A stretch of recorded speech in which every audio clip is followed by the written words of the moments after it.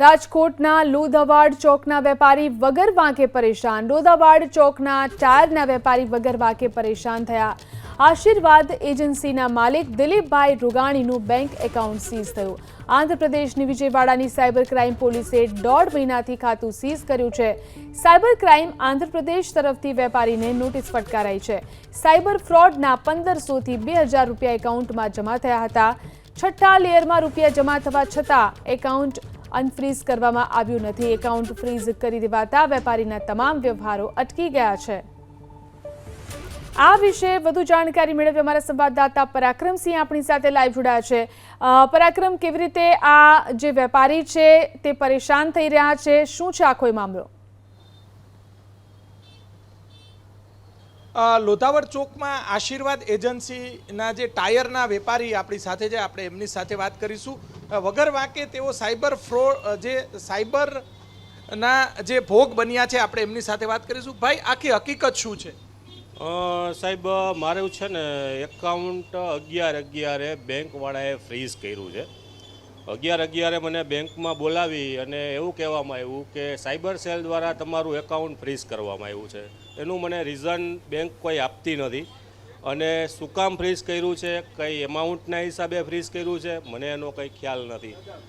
જ્યારે હું બેંકમાં ગયો, બેંકમાં 11/11 મને બોલાવ્યો કે તમારું એકાઉન્ટ ફ્રીઝ થયું છે, જ્યારે હકીકતે આ જે સાયબર સેલની નોટિસ મને બેંકમાંથી આપવામાં આવી છે એમાં તમે જોઈ શકો છો કે તારીખ 10/10ની છે, એટલે કે 1 મહિના પછી મને બેંક એવું જાણ કરે છે કે તમારું એકાઉન્ટ સાયબર સેલ વિજયવાડા આંધ્રપ્રદેશથી ફ્રીઝ કરવામાં આવ્યું છે। શું કામ ફ્રીઝ કર્યું છે, કયા કારણથી ફ્રીઝ કર્યું છે, એની મને કોઈ જાણ કરવામાં આવી નથી। મેલ કરીને સંપર્ક કર્યો છે? હા, પછી બેંકમાંથી મને એવું કીધું કે તમારે વિજયવાડા સાયબર સેલમાં મેલ દ્વારા કોન્ટેક્ટ કરવાનો અને તમારા તમામ ડોક્યુમેન્ટ ત્યાં સબમિટ કરજો। એ પછી મેં ઓછામાં ઓછા 15 થી 20 મેલ કરેલા છે અને ત્યાર પછી મેં ફિઝિકલ આ બધી કોપી, એની અંદર એક લેટર, મારા ટોટલી આઈડી પ્રૂફ, મારું જીએસટી, મારું ઉદ્યમ અને બેંકનું સ્ટેટમેન્ટ, આ બધું મેં રજિસ્ટર એડીબી કરાવેલું છે। આજ એ વાતને 1.5 મહિનો થયો છે, નથી મને ત્યાં સાયબર સેલ વિજયવાડાથી કોઈ રિસ્પોન્સ આવતો, નથી મને બેંકવાળા કંઈ રિસ્પોન્સ આપતા। અને એક કંઈક નાની એવી એમાઉન્ટ હશે કે આજે હું નાનો વેપારી છું, મારે અહીંયા કોઈ કસ્ટમર આવ્યું, મારું ટાયર ટ્યુબનું કામ છે, 1000-1500નું ટાયર લીધું, મેં એને બિલ બનાવ્યું, ટાયર આપ્યું, એને મને ઓનલાઈન પેમેન્ટ કર્યું। હવે એને પેમેન્ટ ક્યાંથી કર્યું, કયા એમાઉન્ટમાંથી કર્યું, એની પાસે રકમ કઈ છે મને ખબર નથી। હવે એ એમાઉન્ટ કદાચ આવી હશે તો એના દ્વારા મારું એકાઉન્ટ ફ્રીઝ કરવામાં આવ્યું છે અને મારું લેયર એમાં 6 લેયર બતાવે છે। મીન્સ કે જ્યાં ફ્રોડ થયો છે ત્યાંથી વાયા કરતાં મારો 6થો ક્રમ છે। એટલે મારો આમાં કોઈ દોષ નથી કે હું કોઈ એવી વસ્તુનું વેચાણ નથી કરતો કે મારી પાસે ફ્રોડ એમાઉન્ટ આવે। હવે એક નાની એવી એમાઉન્ટમાં મારું આખું કરંટ એકાઉન્ટ છે મારું, કે જેની ઉપર મારો આખો બિઝનેસ ચાલે છે, આજ 1.5 મહિનાથી ફ્રીઝ છે। આના લીધે મને બહુ તકલીફ પડે છે, નથી હું આગળ વેપારીને કોઈને મારી કંપનીને ચેક આપી શકતો। અને ઓલરેડી કંપની જ્યારે 11/11 મને બેંકમાં બોલાવવામાં આવ્યો ત્યારે 3 ચેક મેં આપેલા હતા મારી પાર્ટીને। આજે તમે સમજો મારા ચેક રિટર્ન જ થાય, કારણ કે એકાઉન્ટ ફ્રીઝ છે।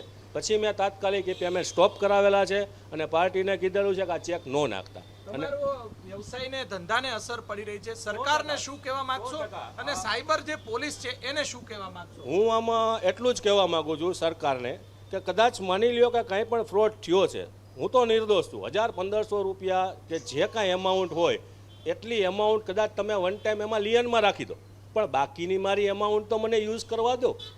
મારા પૈસા કાંઈ ફ્રોડના છે નહીં, મારી મહેનતના પૈસા છે। આજે નાની એવી એમાઉન્ટમાં 1.5 મહિનાથી મારે આખો મારો ધંધો ચોપટ થઈ ગયો છે। નથી હું કોઈને ચેક આપી શકતો, નથી હું ઓનલાઈન પેમેન્ટ લઈ શકતો, કારણ કે હું ઓનલાઈન પેમેન્ટ લઉં એટલે બેંકમાં જશે તો ખરી, પણ હું એનું પાછું યુઝ નહીં કરી શકું। ચોક્કસથી વેપારી પોતાની આપવીતી વર્ણવી રહ્યા છે, તેમને જે નોટિસ આપી છે, તેમના જે જવાબ આપવામાં આવ્યા છે એ સરકાર સુધી પહોંચાડવાનો પ્રયાસ કરીશું।